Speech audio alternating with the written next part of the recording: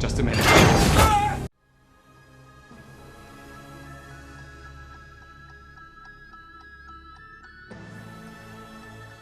Anyone who was unlucky enough to have been on Tumblr back in its glory days knows how much Loki used to have the Marvel's fandom in a chokehold. One scene of the character crying like a wounded child after learning that he had been lied to his whole life was enough for a good portion of the first Thor's movie's audience to fall head over heels in love with the character. Because after all, who doesn't love a dashing villain with a British accent and daddy issues? I do plead guilty. So, wouldn't it have been such a shame not to try and capitalize on such a beloved character? As Disney Plus was still in the womb back in September 2018, Marvel Studios announced they were developing a few limited shows for the platform, all of which were to be centered around former supporting characters. 2 months later, Disney CEO Bob Iger confirmed a Loki series featuring Tom Hiddleston was being developed, much to the fans' excitement. Having been raised by my father to be a Marvel enthusiast and loving the character myself, I remember being absolutely delighted to learn that a whole show would finally be dedicated to one of my favorite characters. After all, back in 2018, the MCU was still deeply plunged within its Phase 3 and had not yet known its infamous fall from grace. Yes, I'm talking about you all. So, it is rather unfortunate then that the Loki series wasn't released at some point between late 2019 and early 2020, but started airing almost 3 years after its initial announcement instead, premiering on the 9th of June 2021. Now, don't get me wrong, the series was a big hit for Disney+. Streaming platforms are known to keep their audience viewership a secret. However, in May 2022, Kevin Feige did in fact reveal Loki was to date the most watched Marvel Studios Disney+ series. With a 92% approval rating on Rotten Tomatoes and a 74 score out of 100 on Metacritic, it would be rather safe to say that Loki has been fairly well received by its viewers. However, while the show has been hailed as one of the most ambitious projects the MCU had attempted in years by its critical consensus, and while it did earn its fair share of awards, one persistent grievance has been plaguing Loki's success ever since it came out. Who the hell is that guy? Before I dive into the deep waters of Loki's characterization throughout the series, I believe we need to address the bigger picture beforehand. According to Kevin Feige, wanting to fill in the blanks and see much more of Loki's story was the initial desire for the series. As previously mentioned, the several limited series commissioned by Marvel Studios for Disney Plus were supposed to develop a few characters beyond their supporting roles within the films, while being granted more creative freedom. One look at my personal favorite, WandaVision, which aired prior to Loki on Mickey Mouse's platform, is enough for the audience to know this is what the MCU is capable of when it allows itself to create with something else than a big dollar sign in mind. To this day, I do believe WandaVision is one of the best Marvel media since John Watts' Spider-Man Homecoming, but I digress. While WandaVision gave Disney Plus subscribers a great taste of what the television series could provide the MCU with, Loki was definitely the one the producers had their bets on. Cemented as a fan favorite character, Hiddleston's Loki managed to cheat death more than once. Therefore, building a show around a character plethora of fans demanded more of seemed like a no-brainer. Right? Especially when said character barely appeared for 40 minutes in the span of 3 Thor movies and just as many Avengers movies. Now, while Loki has mainly been able to avoid dying thanks to his ever-growing popularity, the character did in fact die within the first 5 minutes of Avengers Infinity War.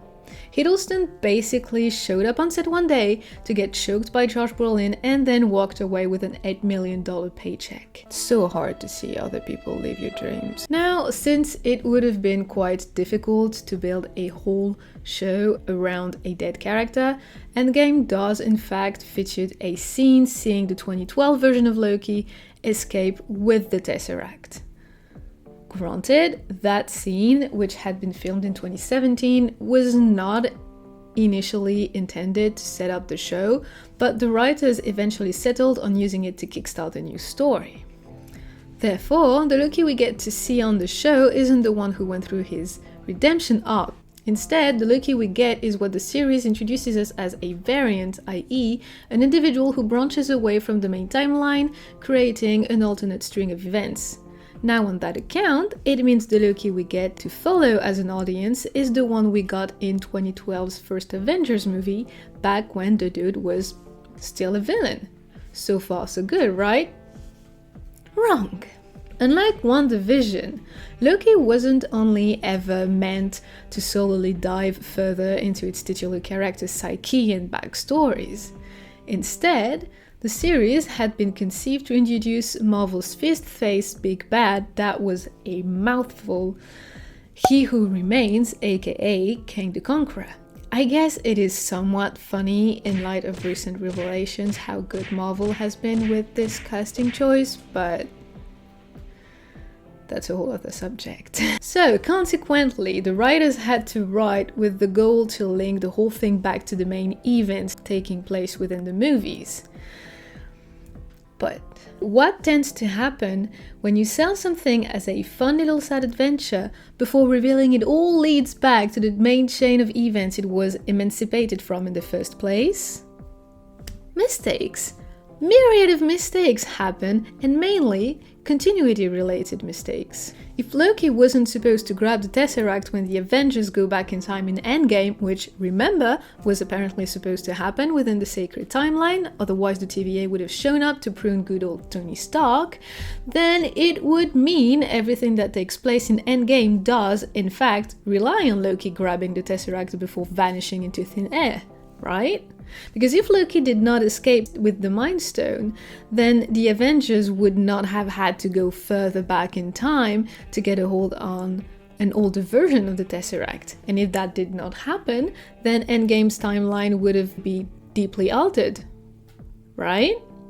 So, either the events taking place in Endgame are not part of the sacred timeline, which once again isn't possible, are altered because of events that don't even exist within the storyline anymore, as Loki's variant got reset by the TVA, or are completely obsolete. Now try and choose the right option.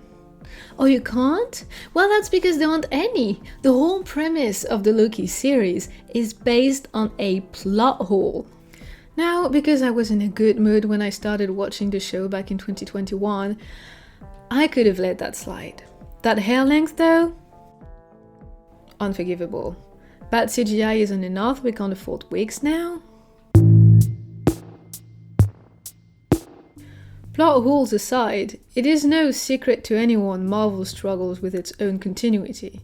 But now the Loki series has officially introduced the multiverse within the MCU, let's just say it did open Pandora's box. Although the studio has been steadily working towards expanding the universe for a while, one should most definitely not try and take a closer look at the intricacies of Marvel's extended universe. Because it is safe to say that back when the first Iron Man kickstarted the MCU's first phase back in 2008, almost none of what eventually followed was pre-planned.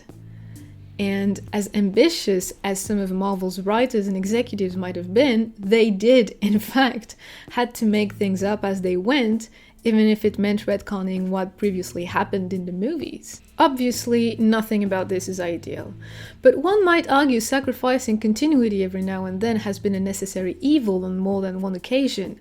What was completely unnecessary, though, was the lack of cohesion bleeding through every single episode of the Loki series. I am not going to enumerate every single thing that does not align with the MCU's so-called canon, because I do enjoy having a life, but I'm still going to list just a couple things that were too bothersome for me to ignore. First and foremost, the Infinity Stones. From the beginning of the series, the writers made sure to demonstrate the stones have no power whatsoever within this reality. And you know what? Sure, whatever.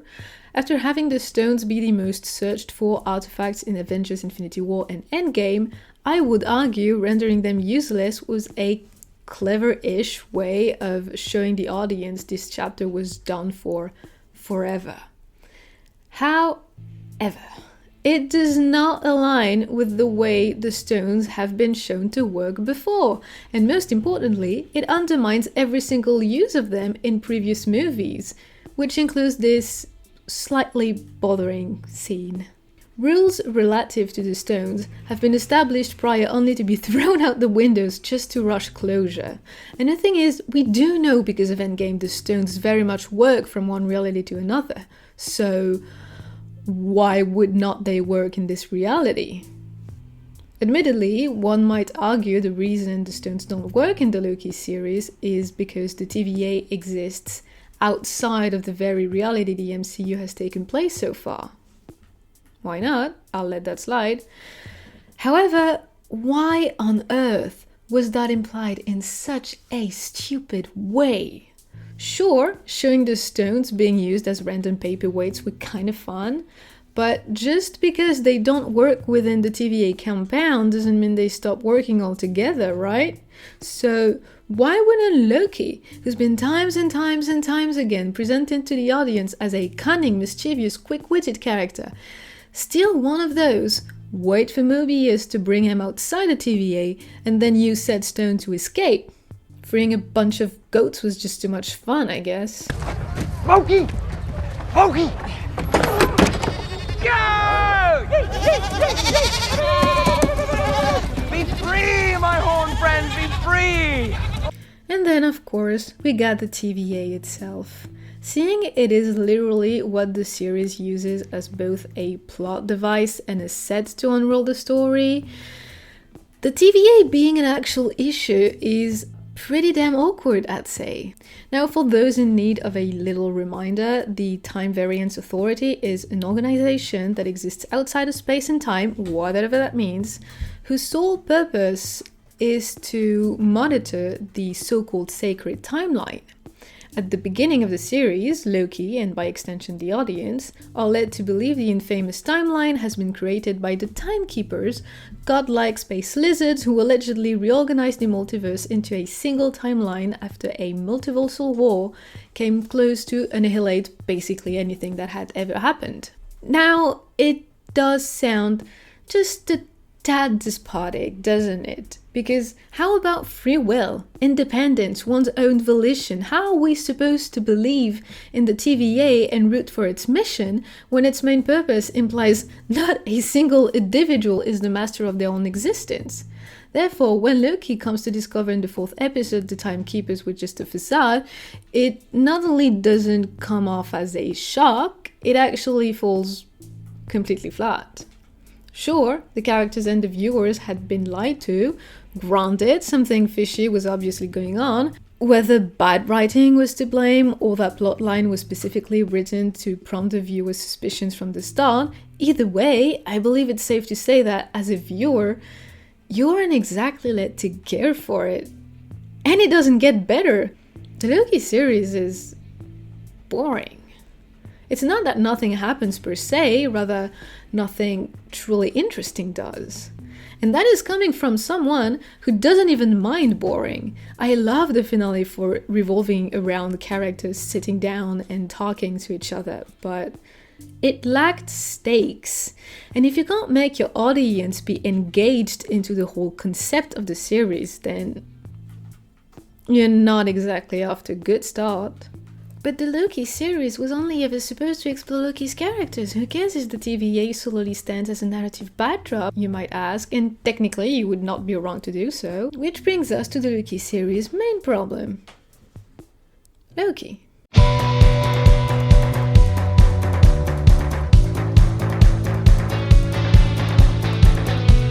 Unfortunately for the God of Mischief, the MCU has always had some issues with the Thor franchise and basically anything related to it.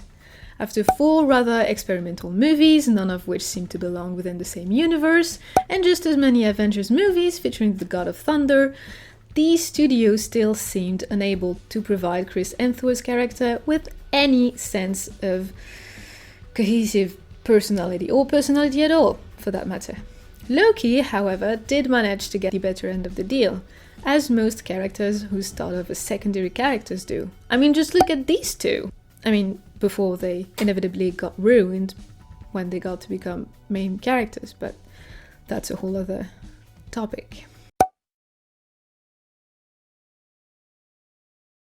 Now, Loki was first introduced in Kenneth Branagh's Hamlet parody. Established to the viewers as Thor's younger and magically inclined brother, it is quickly revealed throughout the movies that, oh no, the poor twink is in fact a frost giant. And not any frost giant at that, but Lofi's son, the king of the icy bunch. Understandably, our guy spirals down an existential crisis, yells at his fake daddy passes out, and it all goes downhill from here.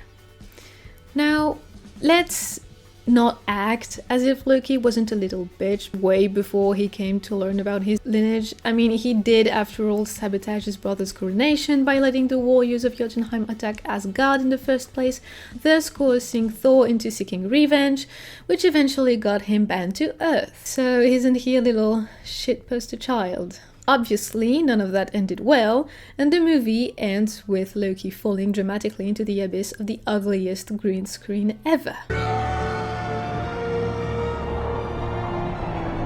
So now we got the basics. Loki is a cunning, mischievous, manipulative, jealous, power-hungry and highly skilled sorcerer whose main goal is to prove himself his own worth. But he's also vulnerable and fragile and, to keep paraphrasing Hiddleston himself, quite broken and facing a lot of uncertainty. And we just love an insecure bastard now, don't we? Unfortunately for us all, Loki was, in fact, supposed to die in Thor: The Dark World. However, the test screenings weren't too conclusive in that regard, as none of the audience believed the God of Mischief had actually been killed off for real. In an interview with Empire back in 2018, Hiddleston did confess Loki's death was written as a death. Chris and I played that scene for real. That was meant to be that he redeemed himself, that he helped save his brother and save Jane Foster, but that in the process he sacrificed himself. It was something that was written, it was part of the original pitch. In test screenings, the audience didn't accept it. There was a very strange and almost unanimous resistance to it. I mean, it's not like Marvel has a whole history of killing off characters, but not really, right? Anyways, writers and producers alike worked towards bringing the character back to life and played it off as one of Loki's infamous schemes to sit his pompous ass on the throne of Asgard. Okay, whatever. That's the Marvel way after all, and it's not like it was too far stretched anyway. The thing is, Loki was very much supposed to die for good, and it shows. Because from that point onwards, his character has been fairly inconsistent. His past actions and traumas were shoved under the rug, like he didn't try and kill his own brother and destroy half of New York like 5 minutes ago. Have care how you speak. Loki is beyond reason, but he is of Asgard, and he is my brother. He killed 80 people in 2 days. He's adopted. Whoopsie, I guess. So now it's time for a good old redemption arc, and when I say redemption arc, I suppose for the wonderful world of Hollywood it's just another fancy word for, oh shit, we've been writing this character as a villain, but the audience seems to like him a lot, so let's just make him into some kind of morally grey anti-hero from now on, and we should be good to go. Sounds good, doesn't work. That's a disputable tactic, but I guess having a whole series specifically dedicated to explore Loki's character seemed like a good idea to actually explore his character, right? If you strip or take away from a character the things that are familiar, then something has to be revealed about what remains. You know, so if you take Loki away from Thor, away from Asgard, away from all the things that he's used to being around, what makes Loki Loki? And in the 10 years of playing this character, or the 6 movies across 10 years, in my preparation and research, I've always found this extraordinary range and complexity. He has this massive history, he has all these different multitudinous facets and contradictory characteristics, and suddenly this is an opportunity to explore some of that in a new environment, which would then reveal, probably to me, and I hope to the audience, new things about him. Okay, where are they then? Where are the new things, Tom? Tell me! Because I don't remember seeing any of that in the Loki series. Not that the Loki we get in the show is completely out of character. He is somewhat sly and malicious and egocentric. He still desperately needs validation, but that's about it.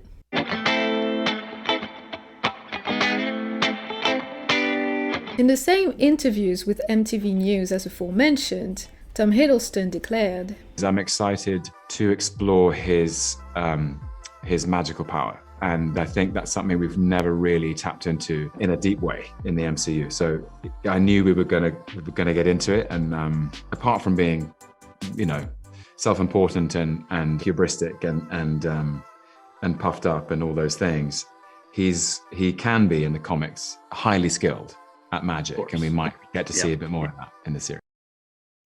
And you know what? I'm game. Loki has always been at its most interesting when he wields his guardian magic. It's one of the numerous ways he gets to distinguish himself from Thor. Back in 2010, for instance, Chris Hemsworth declared to MTV he first used former professional boxer Mike Tyson as an inspiration for all of his heavy fighting. Obviously, Hiddleston's Loki has a much leaner physique than his co-star, and his character approaches hand-to-hand combat in a much more different way. As Prince of Asgard, Loki has learned to fight alongside highly skilled warriors. Although he tends to favor spells such as illusions, decoys, conjuration, manipulation of all kinds, he also knows how to use force whenever the situation calls for it. His movements are vicious, though fluid and supple. If he was The Rock, I wanted to be like the wind, dancing around, and you could never pin me down. I worked with the stunt guys on this almost balletic fighting style.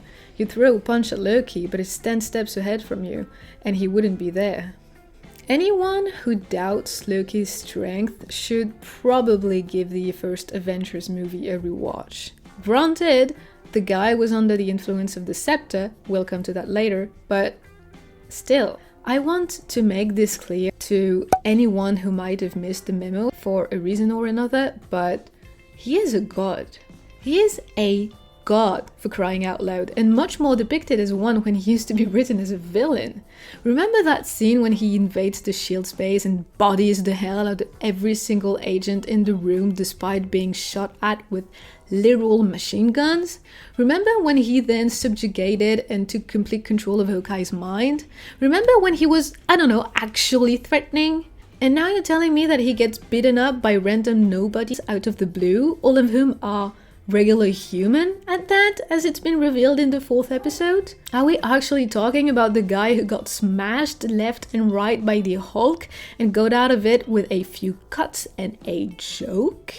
How are we supposed to believe this is the same character? And I'm not even saying that in a general way. This Loki is actually supposed to be the one straight out of Avengers, first of its name. It might have been almost 10 years for us spectators, but it's been a couple minutes between this scene and this scene. How in the world is that supposed to be plausible? I know, Marvel fans tend to forgive and forget quite easily, but there's a line between asking for the audience's open-mindedness and being outright insulting. How come a god who quite literally destroyed half of one of a city under the protection of the Avengers and led alien forces through space to Earth turned so outrageously incompetent in the matter of a few hours? Did he need a nap or something? But okay, I'm willing to let that slide for a second because after all, I've been promised a deeper exploration of one of my favorite characters, and I've also been promised magic, so I'll suck it in, I suppose. Now come on, show me the blue Loki now. I've been nice, I did not call anyone a moron yet. Except, I'm going to call people moron, because instead of getting what we were guaranteed in the first place, we got more burner knives and a fireworks, and oh wow, he stopped a building from crushing him to death. Impressive. But wait, because the biggest spit in the face is yet to come. That happens in the 5th episode, darling. Richard E. Grant, bless that man, conjures a whole city to lure Goliath away from Loki and Sylvie as they try to enchant it. But behold, because good old Loki has the gall to say he doesn't know how to enchant the cloud puppy, giving Sylvie the opportunity to teach him how to. Now, I'm always in favor of some girl power, but since when doesn't Loki know how to enchant beings? I understand, alright, we need Sylvie to be relevant and be part of the character's development, but can we at least use her to teach him something we know for a fact he doesn't already know? Loki can access other people's memories just as well as Sylvie does. He's just done that in Ragnarok. I'm terribly sorry. Must be a very painful memory.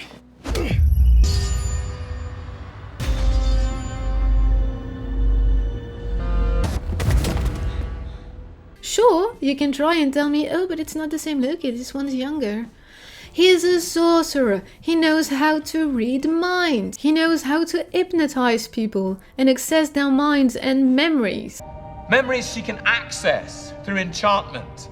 Dude, you know how to do that too. Stop retconning things we know the characters can do for drama's sake. It doesn't work. It'd make your characters look like complete idiots. I suppose my main takeaway from the Loki series is, why would you plan, develop, write and direct a whole series dedicated to one specific beloved character if barely anyone cares enough to do their homework? When I first started watching the show back in 2021, I remember being deeply annoyed barely 5 minutes in, because I could not, for the life of me, recognize the character on screen. How exactly are we supposed to believe this is the Loki from 2012? I mean, you know, this Loki. I won't touch Barton, not until I make him kill you. Slowly, intimately. This is my bargain, you mewling quim. Now, as Josh Horowitz puts it as he interviewed Tom Hiddleston for MTV News, this version of the character is not redeemed yet, he's still nefarious. Moreover, he's just spent his last few days going on a murderous rampage on Earth while under the influence of the Mind Stone, and if you're a little reluctant about that theory, just know it has been written in black and white on Marvel's website for the past 3 years. Arriving at the Sanctuary through a wormhole caused by the Bifrost, Loki met the other, ruler of the ancient race of extraterrestrials, the Chitauri, and Thanos. Offering the god of mischief dominion over his brother's favorite realm, Earth, Thanos requested the Tesseract in return. Gifted with a scepter that acted as a mind control device, Loki would be able to influence others. Unbeknownst to him, the scepter was also influencing him, fueling his hatred over his brother Thor and the inhabitants of Earth. There is also a good probability that he's been tortured at some point or another, although that theory has never been confirmed by anyone qualified to do so, but I still believe it, so fight me. My point is, how do we go from here to here in the span of 5 minutes? How are we supposed to believe this is the same character? Am I nitpicking? Maybe. Do I have the right to do so? Absolutely. I understand the need to readjust your own canon every now and then to try and get to an endpoint while working with a pre-established material, especially when said material wasn't exactly supposed to be stretched and expanded this far. Trust me, I do. But there is, to me, a difference between reworking something to leave room for a new script and completely disregard one of your own main plot points. If the Loki series wanted to use that little scene in Endgame to kickstart its own plot, sure, why not? But if you're going to do so, for the love of the god of script writing, stick to the character's characterization. I can wholeheartedly get behind the idea of starting to write Loki differently after he witnesses his own death. I suppose, as an individual, witnessing yourself go through the loss of your loved ones, finally get the redemption you did not even know you craved, before getting killed by the one being you're terrified of to save a brother you've canonically just betrayed, kinda puts a lot of things into perspective. I get that. I could even go as far as to agree this scene is one of the very few to be well written in the first episode. At this point in time, Loki believes he's just escaped the Avengers and will most likely escape from the TVA as well. But then he sees himself die. He, who has cheated death more times than he can count because no matter how miserable his life got, he could not fathom to just let go, dies, scared and in pain. So, of course, this scene will mark a turning point in the way he perceives his own life and the world around him. But that scene happens at the 36th minute mark. What's the excuse for any of what happens before that? And if anything, why have it happened in the first episode? Why rushing his character development within the first episode? That makes no sense. Having a notoriously proud character come to accept his infamous glorious purpose is nothing but an illusion would have made for a great internal conflict. The arc Loki has within the frame of the movies hasn't been experienced by this character. He's just seen it happen on screen, with no way of proving whether any of it is true or not, by the way. Why should he believe it? Why he, a master of trickery, would believe what Mobius presents him as his whole life? And why does Tom Hiddleston gives a better premise of who Loki is and should be in the series than the series actually end up doing? Loki you know, in a world you don't know. This is the Loki who's mischievous and witty and charismatic and playful and transgressive and disruptive and broken and vulnerable and angry and betrayed and jealous and fractured and all these things, the whole cocktail. Someone who you can't trust, ever the trickster. But he's always someone who's somehow been in control. And he's suddenly in a world where he has no control.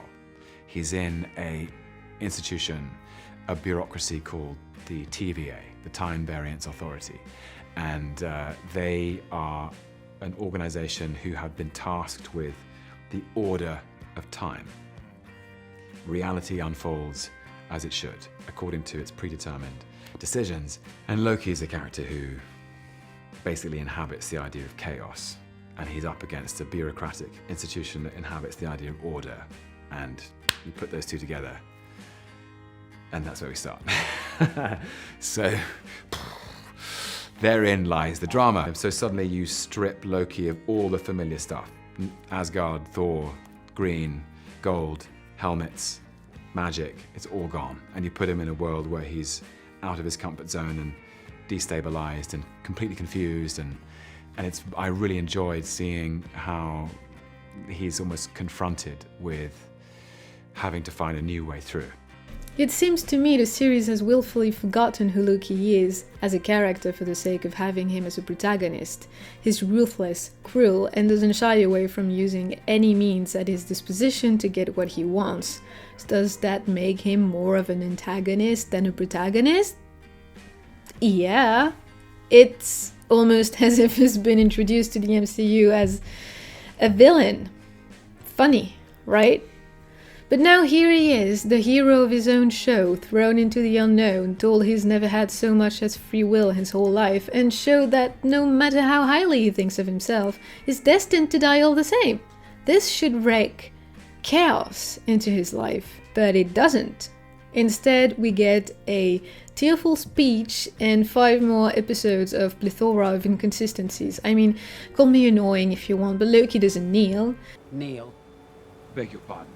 That's his whole thing. Getting him on his knees should be the byproduct of a long-term process, not because he got kicked in the balls one too many times. Michael Waldron, who created the show for Disney Plus and also served as its head writer, can joke all he wants. He hasn't watched the first movie Loki's been featured in before tackling on the series. It does indeed feel like the product of people who did not get their facts straight. But that Twitter thread was funny though, so I guess that's okay.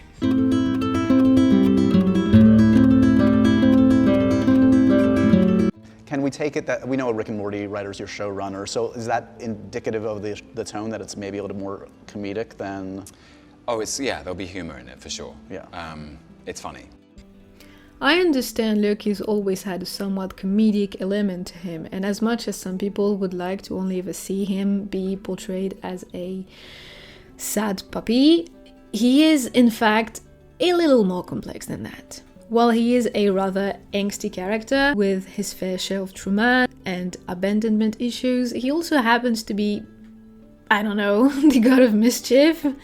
He's playful, exuberant, even goofy at times. He is very much self-entitled and definitely has an inflated sense of his own importance, which can lead to humiliation, which is humor to his detriment. Puny god. Therefore, I don't have a problem with Loki being used as comic relief as long as it's well balanced with the many layers of his personality. However, I do have a problem with humor when it's consistently being smacked into my face, which Marvel has become increasingly known for. In a 2022 interview with The Direct, 4x Marvel director Joe Russo candidly explained, "Well, Marvel's secret sauce is that Kevin likes the films to be entertaining, right? And entertaining typically involves humor. And I think that Kevin's very big on testing movies, and I think he likes to sit in the test screening and hear the response. So, the audience laughing, you can hear their response. You can understand, okay, every 2 minutes they are getting some enjoyment out of the movie, and that's a strong way for him to gauge how the movie will perform with the audience, right? So, I think humor is very important to him. While it's true a little joke every now and then has never killed anybody, too much humor can, in fact, overpower the overall tone of whatever story one is trying to tell.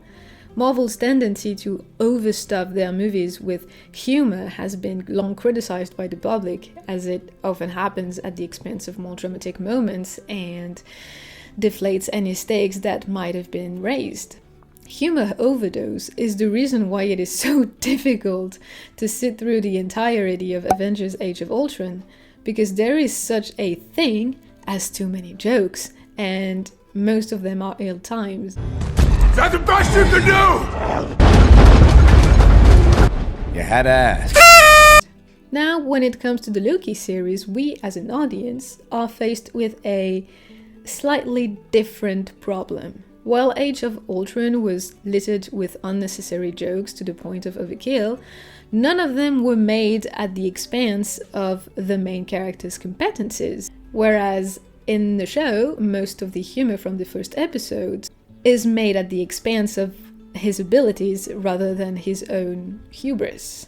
Take one of the very first scene from the first episode. Loki takes advantage of Hulk's distraction to seize the Tesseract and escape from the Avengers. He teleports himself to the Gobi Desert in Mongolia. Why? I don't know. Maybe because there is less traffic to stop in order to shoot. Whatever. Since his little Houdini act is this Loki's Nexus event, the TVA shows up almost immediately through their little portals and take Loki with them. But not before the audience is shown what a complete imbecile Loki has become. Because we have to smash that joke button every 2 minutes now, remember?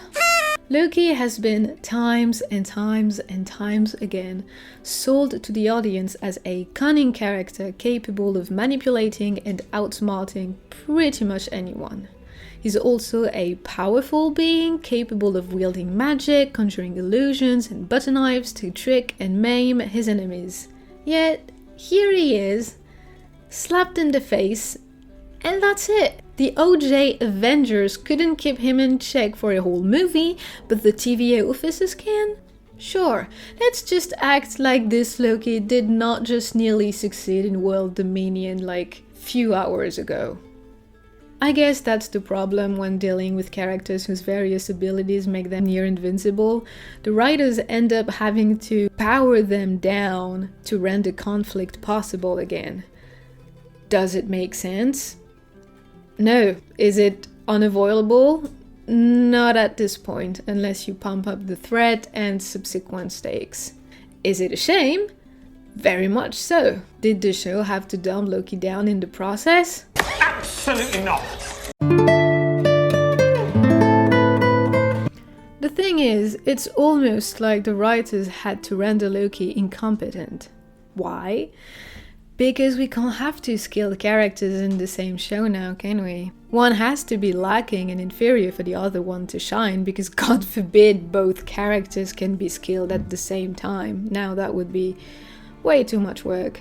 So while we have Loki running around Mobius's ankles like a golden retriever, we meet Sylvie in episode 2. Revealed to be another Loki variant, Sophia Di Martino's character undoubtedly steals the show. She's an experienced fighter and a great magician at that. She's witty and sarcastic, and most importantly, she's a whole lot like Hiddleston's Loki used to be, although in her own special way. Damn, it's almost like they're the same character, right? In an interview with Esquire from July 2021, Di Martino's described her character as a broken biscuit, full of anger and desire and sadness, and eventually there's this hope that she finds that helps her heal her spirit.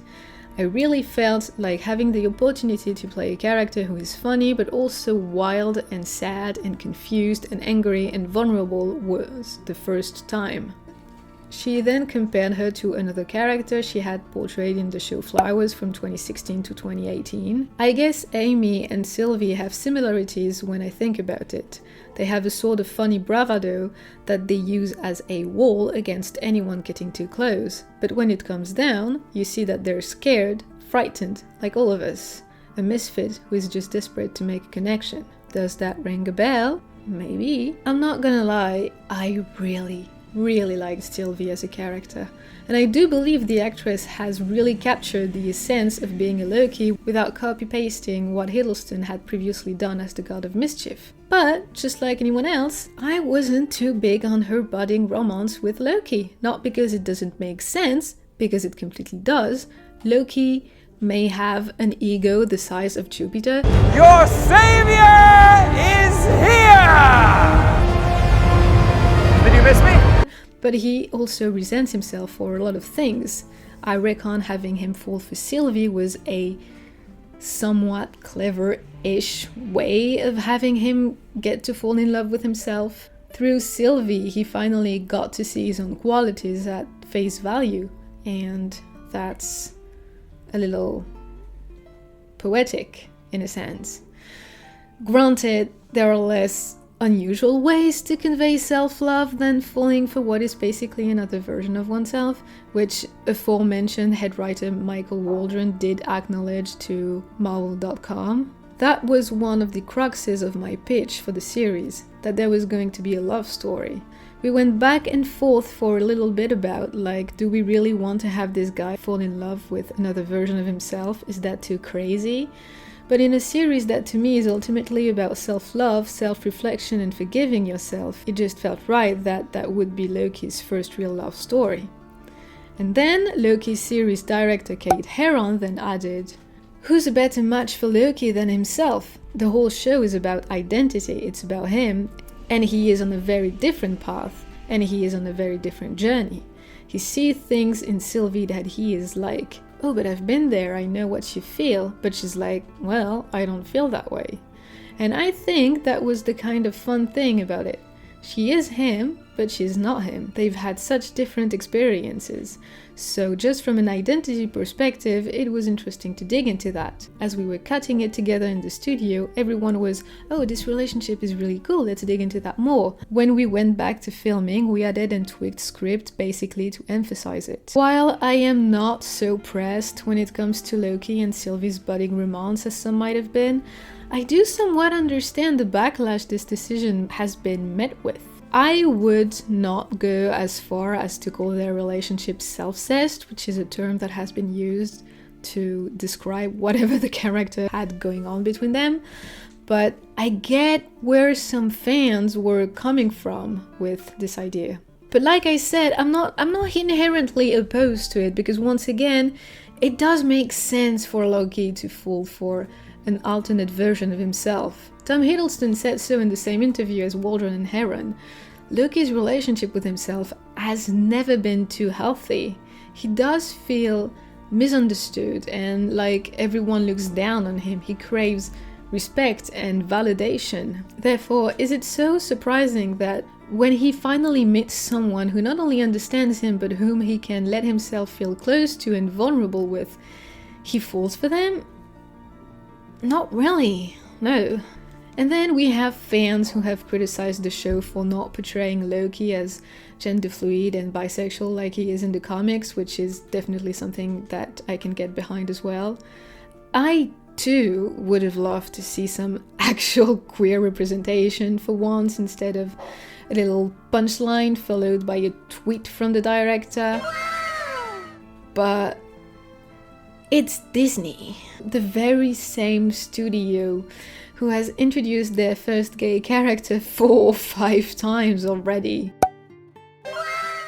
The one who initially tried to remove the little lesbian kiss from Buzz Lightyear before being bullied into putting it back by a bunch of Pixar employees. So, what did we expect?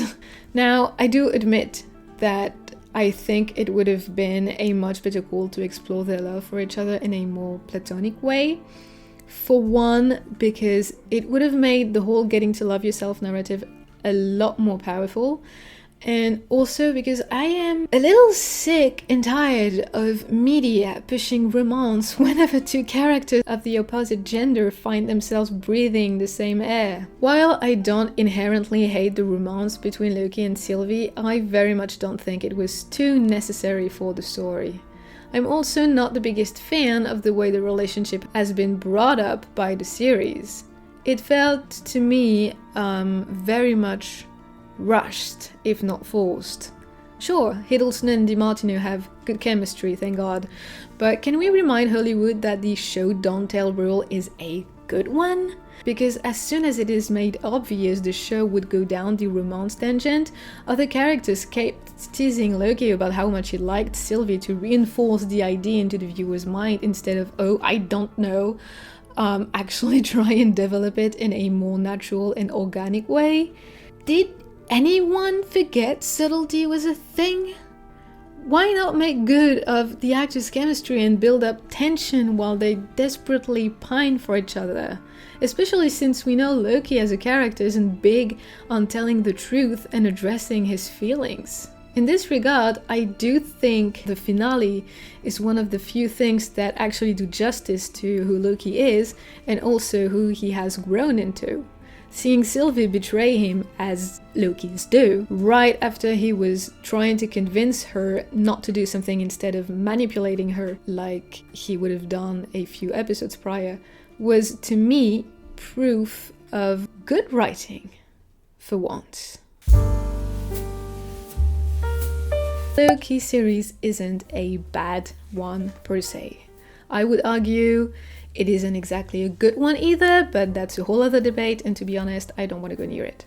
Loki has been one of the most ambitious projects to be birthed from Marvel Studio in a rather long time, and I liked that they tried to be creative again, although the final product did not take a lot of risks to me. But while WandaVision was an actual exploration into Wanda's characters, her traumas, hopes and wounds, the Loki series sadly did not offer as much. One could argue this is because he isn't the character we've come to be familiar with, but a younger version of himself. While I can halfway get behind the whole this is another Loki argument, I still believe the show was more of an excuse to completely rebrand Loki as a character without going through the trouble of diving into an actual character study. Basically, this whole situation only manages to highlight the fundamental problems the MCU always has had with Loki, and even more so with the Thor franchise. Thor as a standalone quadrilogy, if that's even a word, has been a thorn into Marvel's foot from day one. None of the executives really know what to do with it, nor the characters attached to it. Thor, The Dark World, Ragnarok and Love and Thunder all feel radically different in terms of tones and characterization. The two brothers barely feel like the same individuals from one movie to another, save from Love and Thunder because Loki doesn't appear in it. The series might have been the perfect way to fix that problem once and for all and address the many inconsistencies Loki as a movie character had fallen victim to, but as always, Marvel chose the easier route out of a situation, and instead of crafting and elaborate a story about who Loki is and what he's gone through and how we can now hope to move forward, the show was happy to do a clean sweep on any of the character's development, to reboot him completely and make him one of the good guys through and through. And that's a shame. So, who's this guy? I don't know, but what did I expect?